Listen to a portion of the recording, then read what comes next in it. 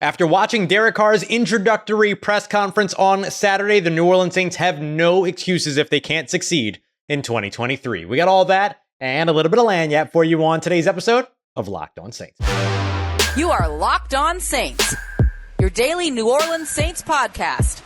Part of the Locked On Podcast Network, your team every day.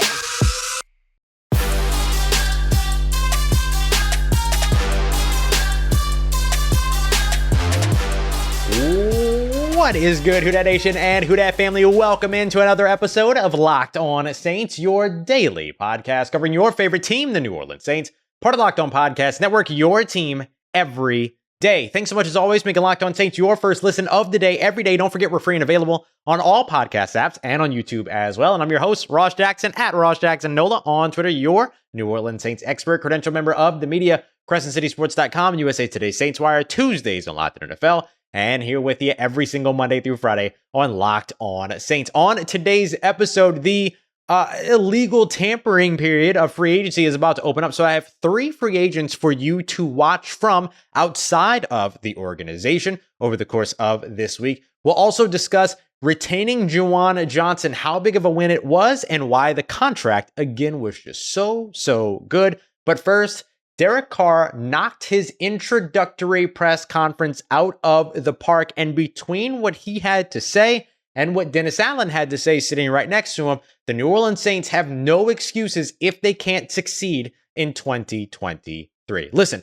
I'm not here to tell you, and for that matter, Derek Carr was not interested in telling you either, that Derek Carr is an absolute superhero and that he makes this team a Super Bowl winning team all by himself, or even a playoff team all by himself, or even a division contending team all by himself. The New Orleans Saints have a lot of work still left to get done. We've been outlining it over the course of this entire week as we've been discussing the Derek Carr signing, what the Saints have left to do, rebuilding their defensive line, making sure that they have depth at linebacker, safety over on the defensive side, making sure that they bring in that contested catch receiver that can help them out at wide receiver, even if that means getting Michael Thomas back in the building. And by the way, we're going to be sharing with you here in just a moment why you should be feeling pretty optimistic around the idea of Michael Thomas being back in 2023.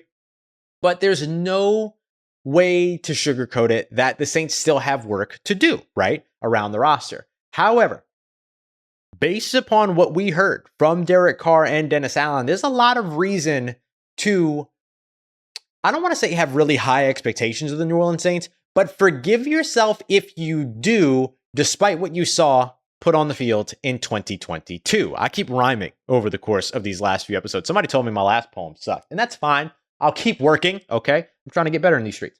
So why do I say that? Well, the first of which is, or the first reason that I say that is because Derek Carr just has a very, very sort of unique approach to what the Saints have seen at quarterback lately. You've seen a lot of quarterbacks between Taysom Hill and Jameis Winston and Andy Dalton sort of have this kind of this sort of sense that they've had to put a lot on their shoulders. And that's not incorrect. I mean, Jameis Winston had to overcome a 16-point deficit in order to, get a win at the beginning of last year. Taysom Hill had to run for 3 touchdowns in order to get a win against the Seattle Seahawks. Andy Dalton had that sort of starting role thrust upon him, despite the fact that he was just brought in to be the backup. Every quarterback has kind of been asked to do something almost Herculean at times.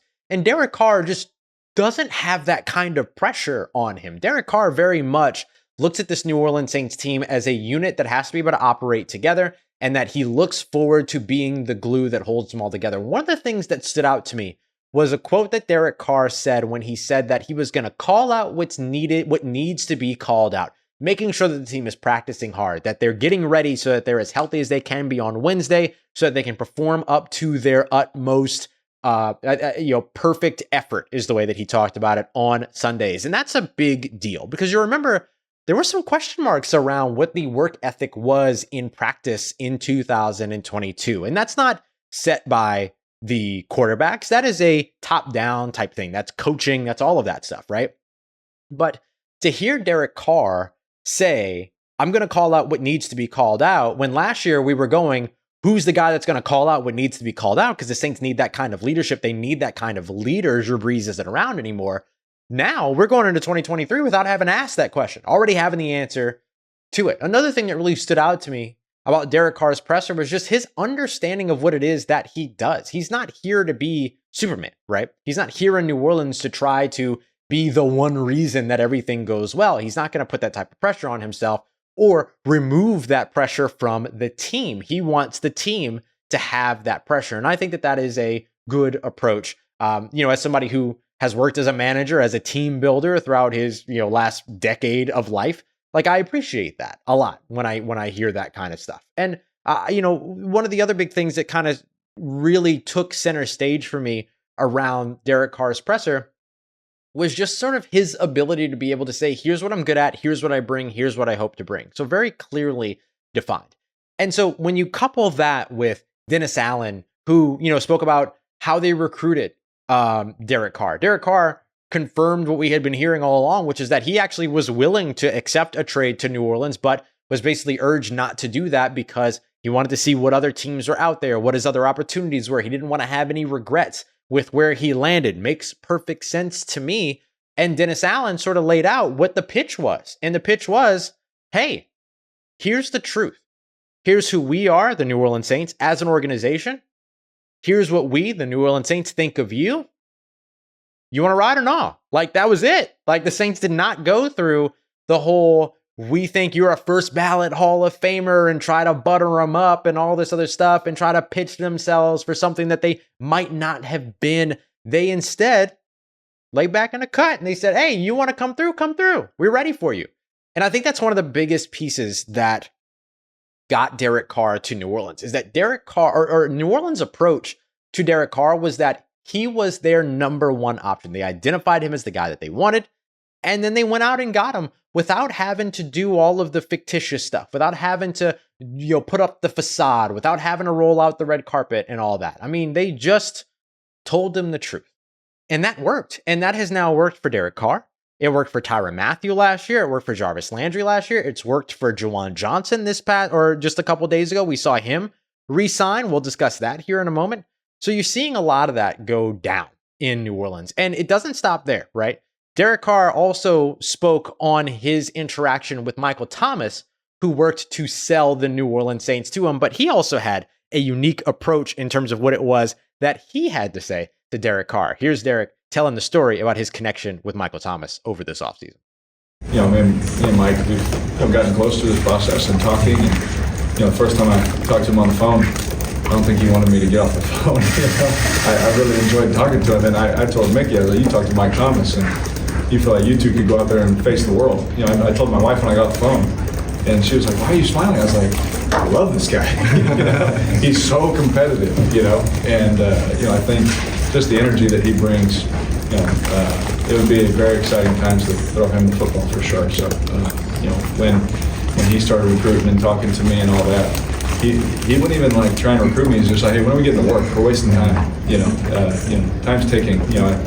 And I was like, yeah, I feel the same way. But we'll get there. But I think that our relationship has grown through this process, and I look forward to hopefully making that relationship grow even stronger.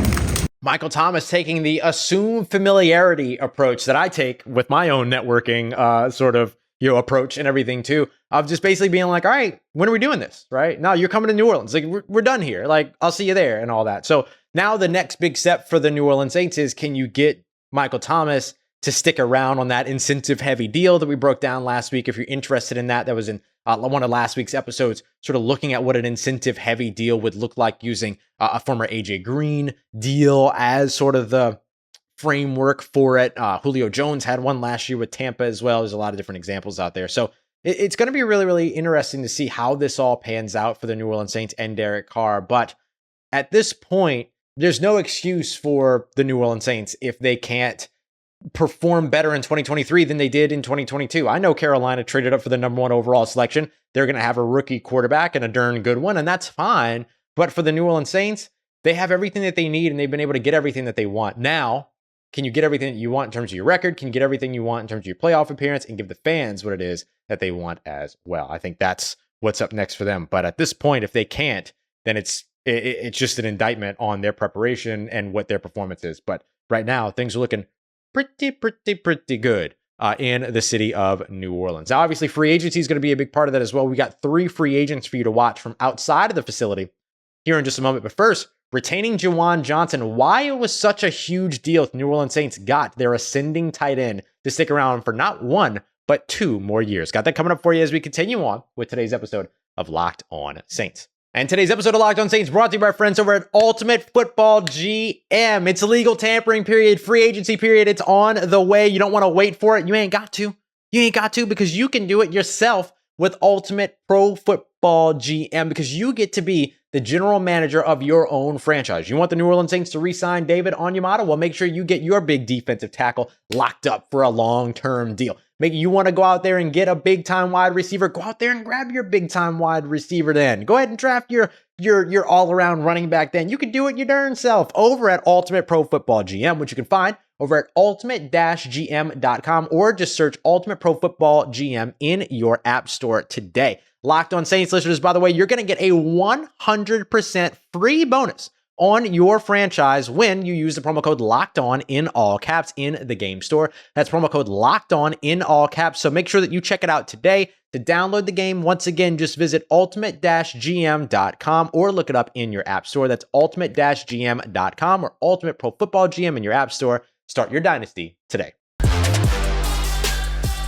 All right, family, continuing on with today's episode of Locked On Saints. New Orleans Saints pulling off a huge move in keeping converted wide receiver, now tight end, and ascending tight end, incredibly talented, 7 touchdowns last year, 42 catches, over 25 first downs as well. Had a whole lot going on for him in the New Orleans Saints uniform, and now he's going to be sticking around in the black and gold for another 2 years. Saints agreeing to a 2-year deal with Juwan Johnson. Appreciate you as always. Make it Locked On Saints your first listen of the day, every day. So let me tell you here on today's episode of Locked On Saints, part of Locked On Podcast Network, your team every day, why this move is so important. Well, some of the numbers that I just mentioned are absolutely a big part of that. 42 catches, 508 yards, 7 touchdowns over the course of his 2022 season. And he really didn't even start getting to roll, or didn't really start rolling, here we go, until maybe a few games in 2022, right? Like when Andy Dalton took over, and then he and Andy Dalton kind of got their chemistry together, and then he scored 7 touchdowns in 7 games with a couple of multi-score games in there. He's a big part of what the New Orleans Saints can be in 2023, and especially the connection with Derek Carr. Derek Carr singling out Juwan Johnson in one of his quotes from his presser, to where he talked about Juwan Johnson saying the athleticism that he has as a tight end and the way that he can move, highlighting that there's so much potential at the offensive skill positions for the New Orleans Saints, including tight end Juwan Johnson. So big deal. And remember, Derek Carr is I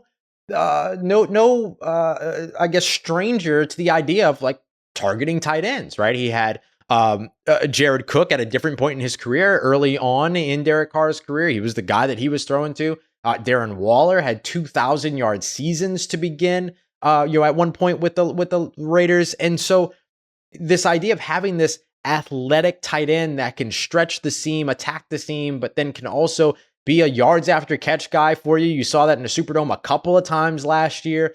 That's a big deal for Derek Carr. You'll notice that over the past 2 years, when Derek Carr was throwing 14 interceptions in both of those years, that the tight end production wasn't there for him. Remember, he even maximized guys like Foster Moreau, who we'll be mentioning here in just a moment, again, because the Saints can still add to this tight end room, but getting Juwan Johnson back is a big deal for New Orleans. And then now if you've got Juwan Johnson, Chris Olave, Rashid Shaheed, maybe you get Michael Thomas back. Seems likely, right? We were talking about how, maybe you start to feel a little bit more optimistic about Michael Thomas sticking around, especially after Derek Carr's comments, which we shared at the top of today's show, or in the first topic of today's show.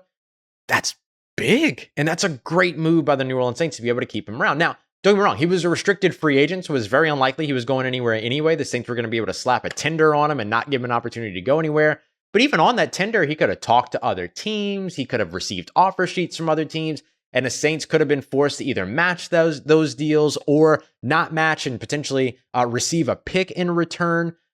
But instead, before that even happens, like the RFA tender deadline isn't until Wednesday, the Saints get this contract done with Juwan Johnson on Sunday or Saturday rather. And so they're well ahead of the game when it comes to this. So that's a big move by New Orleans, and obviously a very important one for them on the field, as well as in their locker room too. Like, this is again another situation to where the Saints identified a big, target for them, a guy that they were really excited about, that they wanted to keep. And you know what they did? They kept him. So this is another, another like notch in the belt of successes for whatever this version of the New Orleans Saints is in terms of their sales pitch to other teams, which Dennis Allen confirmed for me, like when it came to Tyrann Mathieu, when it came to Jarvis Landry last year, when it came to these guys, that like their selling point is, you know what it is, fam. You want to be a part of it, come through. You know what I mean? And like, that's just the way that it is that the Saints have been selling themselves, and it's been working. And Juwan Johnson, just the latest example of that. So what does Juwan Johnson's contract look like? Well, let's start with the baseline in terms of what it could have been if they would have just slapped that, RFA tender on him at the highest level. Because remember, there's 3 levels of the restricted free agent tender. There is the right of first refusal. There's a second round tender in which if you don't match an offer sheet that comes from another team, you receive that team's second round pick. And then there's a first round tender, same thing, but you would receive that team's first round pick if he was signed away on that offer sheet. That maximum value would have been just barely over $6 million, right? $6,005,000, right? So $6 million, we'll call it. So instead, here's what Juwan Johnson gets. He gets a 2-year, $12 million deal, which is $6 million per year in terms of its base value, but he's guaranteed $8.5 million over the life of that contract. So it was so we've got, in terms of signing bonus, $5 million signing bonus. They'll restructure some money next year. Of course, his first year base salary is very low, high, second year base salary. So really, this contract doesn't look like one that the Saints are trying to get out of in a year if they need to. Like, they have a bunch of void years that are tacked on to the end of this that effectively give you 3 years of $1 million charges all the way throughout. And that's not a bad deal for the New Orleans Saints at all. So the Saints are wanting to be invested in Juwan Johnson. Juwan Johnson, clearly, if you look at this contract structure, willing to be invested right back in the New Orleans Saints. They expect his contract to get restructured next year and then potentially push some of that money into future years. And then they'd probably look to extend him after 2024. But a successful 2023 makes that all the more likely, right? If there's a lot of good stuff going on between Derek Carr and Juwan Johnson, that could be a good thing.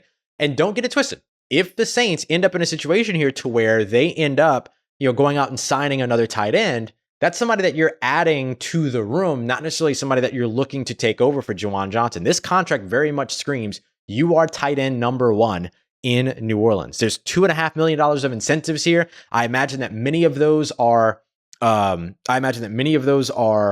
deals like, receptions, receiving yards, probably receiving touchdowns, things like that, maybe percentage of snaps and things. So there's a lot of good stuff in all of this in terms of building and continuing the relationship between the New Orleans Saints and Juwan Johnson. So huge move for them in terms of the importance on the field and how he can impact the game, but also a big move for them of maintaining homegrown talent and continuing to lean in and be successful in keeping restricted free agents, investing in restricted free agents, and killing that undrafted free agent game. Coming up next, 3 tight ends that you should watch, including a running back that I did not expect was going to hit the market, but could be a pretty good fit here in New Orleans. We got that coming up for you as we continue on to wrap up today's episode of Locked On Saints. Today's episode of Locked On Saints brought to you by our friends over at FanDuel, America's #1 sportsbook, and of course, an official sportsbook partner of the NFL, and one of the sportsbook partners in the NBA as well. Now, I know the NFL season is over, but with free agency kicking along, it's a great time to get involved in maybe some of those NFL futures. You'd also bet on some stuff going on in the NBA. MLB's on the way as well. But if you look at the New Orleans Saints, for instance, still the favorite in the NFC South, still the 4th best odds, or tied for the 4th best odds in the NFC as well. As a conference as a whole, the Carolina Panthers might have traded for that #1 overall selection, but they are still just second place in the NFC South. So the odds makers over at FanDuel really believing in what New Orleans is cooking up so far. So if you want to get in on that, FanDuel is the place to be. You can download the FanDuel Sportsbook app because it's safe, secure, super easy to use.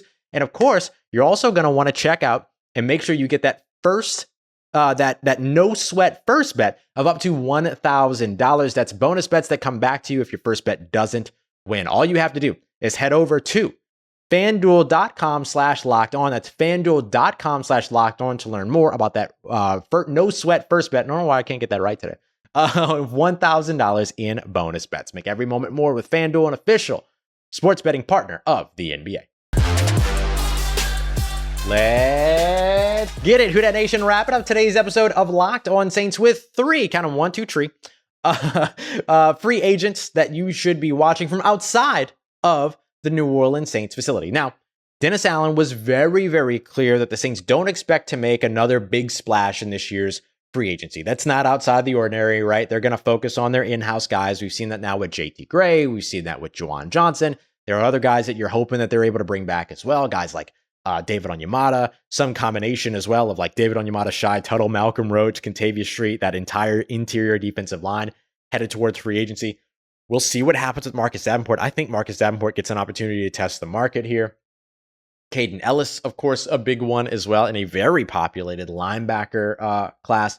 So who are some of the guys that the New Orleans Saints could be in on, even if they're not in for the big splash, right? They got their big fish already in Derek Carr. So who are the guys that they could be in on afterwards? So I got three names for you, two on the offensive side, one on the defensive side. Let's start off first with a guy that I mentioned earlier, a running back that I didn't expect to hit the market, and that is James Robinson. James Robinson, who was originally with the Jacksonville Jaguars, took off big time, had a ton of success while he was in Jacksonville. Didn't get to continue there. He ended up heading over to the New York Jets. And of course, they have Breece Hall, all those other things. So he ended up not getting his RFA tender like I sort of expected and like many of us expected he would. So that means that he becomes a free agent on Wednesday, I believe is when it is. Yeah, he'll become a free agent on Wednesday. I don't think he gets to take part in the legal tampering situation, but we'll see. Maybe he does. I'm not super clear on the RFA rules in terms of tenders, and they already announced he wasn't going to get it. When do other teams get to start reaching out? All that stuff. So maybe they start to get reach out a little bit earlier. So if you look at his season last year, 110 rushes for 425 yards and 3 touchdowns. He also added 11 receptions, 51 yards, and a couple of touchdowns there as well. So a little bit all around, right? Those touchdowns, clearly not picking up a ton of yards, but if you go back to his first 2 seasons, went over 1,000 yards in 2020 in rushing, went over 300 yards in receiving, had touchdowns in both areas of that game, 10 total touchdowns that year. 2021, 8 rushing touchdowns, 767 yards, added 222 receiving yards as well. So very much an all-around guy that's going to be able to pick up some yardage and be productive for you in the run game as well as in the passing game, and could be somebody that the Saints could bring in who's a veteran that has been majority healthy, right? 14 games in 2020, 14 games in 2021, 11 games in 2022. Some of that from injury, some of that being inactive, all of that. But for the Saints who are in big time need to add talent to their running back room, this is a great place for them to go, because if you imagine, the Saints not being without, or the Saints being without Alvin Kamara for a little while, having a guy like James Robinson, who's a bit all around, gives you an opportunity to be able to go and grab another dynamic running back like a Jahmyr Gibbs, for instance, in the second round, a Tajay Spears in the third round. They can go deeper into the draft as well and find those guys that can produce for you. And then they can start to rebuild that running back room. So I would watch out for a guy like James Robinson to potentially be an apple of the New Orleans Saints' eye. They might not be out there trying to make a big splash on day 1 or day 2, but they could make a little splash on day 1 or day 2, like they kind of did with Nick Van Nett a couple of years ago, or they could probably wait it out and see how that market goes for the running backs as well. Next up, this is somebody we've discussed before that has a good connection with Derek Carr. I mentioned him earlier in the episode, tight end Foster Moreau, formerly of the Las Vegas Raiders. Foster Moreau, one of those guys that has, can do a little bit of everything. He can block for you. You'd like to see him sustain those blocks a little bit more when he gets engaged, but you want to see a little bit more of that, but still valuable in that area of the game. Has a good chemistry with Derek Carr. He's here from New Orleans, went to Jesuit High School in Mid-City. He, went to LSU, of course, all of that. And so there are so many good connections between Foster Moreau and the New Orleans Saints now that it almost feels too obvious. And so maybe it doesn't happen, but like bringing in the 2 LSU Tigers last year, bringing in Quan Alexander a couple years ago, could Foster Moreau be the next LSU Tiger to return to New Orleans? Because as Mickey Loomis joked about last year, hey, they say that we don't sign the Tigers in New Orleans, but doesn't mean you can't grab them in free agency. And certainly they have done that. And finally, to wrap us up, looking over on the defensive side, I think an ideal fit for the New Orleans Saints on that defensive line, which I think is a big place where they should focus, is going to be big defensive tackle A'Shawn Robinson. A'Shawn Robinson, not very old, only 28 years old. Feels like he's been in the NFL for a little bit longer than that, but really, really hyper athletic, but mostly like a run stuffer. So really, really good kind of in those short area quickness roles, but he's a run stuffer, right? He's a plug up the middle guy, take up some double teams, get Cam and Cam Jordan and Carl Granderson some one-on-ones on the outside, get Peyton Turner some one-on-ones on the outside, whoever's playing edge for the Saints as they continue to rotate. Now, he had the torn meniscus last year, but the timeline on that injury should have him back for OTAs, not a problem, but it might keep his value a little bit low and make him not a part of that first wave of interior defensive linemen whose contracts are just going to get wild here over the course of the offseason. That's one of those markets that's expected to see a big jump. Looking at the Daron Payne deal over in Washington, Jonathan Allen sitting up next to him, also in the defensive interior going, you got paid how much, homie? Let me get a little bit of that, right? He's up next for his contract too. So, I think that interior defensive line class, which includes David Onyemata, who the Saints should be working really hard to keep here over the course of the offseason, or over the course of the next couple of days, really, will kind of jump up. And that kind of helps New Orleans because a guy like A'Shawn Robinson, his probably isn't going to go up because he had that injury, but it's not an injury that you're super worried about, like re-injury and things like that, especially in a highly rotating unit like the New Orleans Saints. I know Ryan Nielsen's gone, but that's Dennis Allen's, thing, right? Like that's specific to the Dennis Allen defense, or not specific, but that's a part of Dennis Allen's defense, not Ryan Nielsen's contribution, the rotation. So that will stay there. So you get a guy like A'Shawn Robinson who can come in, be a run stuffer for you, be disruptive, bring a little bit of juice in the middle of the defensive line, hopefully pair him up with David Onyemata, draft yourself a DT, maybe bring back another guy or just continue to rebuild that group. We'll see how the Saints go about it, but A'Shawn Robinson, I think, could be a really, really good one. And as I've said many, many, many times, if you listen to the Saints Twitter podcast, that would give you that's going to give, Ryan and Adam a ton of fodder because of how much A'Shawn and Ryan look alike. It's not going to, I'm sorry, Ryan, but it's true. And it. You've made the joke too. So, they're going to be a ton of fun to listen to if that happens as well. So content, we love it. All right.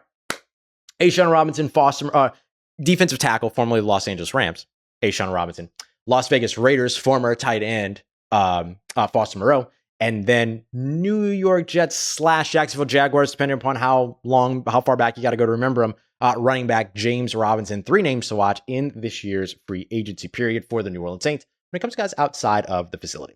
Now, I know we pushed Mock Draft Monday this week, starting up with free agency. So, of course, we'll come back around to mock drafts when it's appropriate. But it won't take us very long, I promise. Tracking free agency all throughout. I'm going to be at the Tulane Pro Day on Thursday, so that'll be for Friday's episode. But right now, we're going to be focused on a ton of free agency news and watching what the New Orleans Saints do, who goes where, who leaves New Orleans, who stays in New Orleans, who comes to New Orleans. We'll break it all down here all throughout the week with as instant as possible reactions all the way throughout. Appreciate you, as always, making Locked On Saints your first listen of the day, every day for your second listen. Make sure you go and check out Locked On NFL Draft. Damian Parson, Keith Sanchez just gave you 3 NFL draft prospects that match every single NFL team's biggest needs, including the New Orleans Saints in the NFC episodes. Make sure you go check that and all of the great content over at Locked On NFL Draft out wherever you get your podcast and on YouTube as well. Part of Locked On Podcast Network, your team every day. Thanks so much as always. Make it be a part of your day, part of your routine, for saying yes to me and the show. Thank you for 15,000 subscribers on YouTube. I am befuddled and just super, super excited that we've continued to build this family together. As always, y'all, if you see me, say hi. And if you need anything else around your New Orleans Saints, make sure you follow me on Twitter at Ross Jackson, NOLA. Hit me up. Let me know how the family's doing. Let me know how you're living. Let me know how you're momming them. And trust Who Dat Nation. I'll holla at you.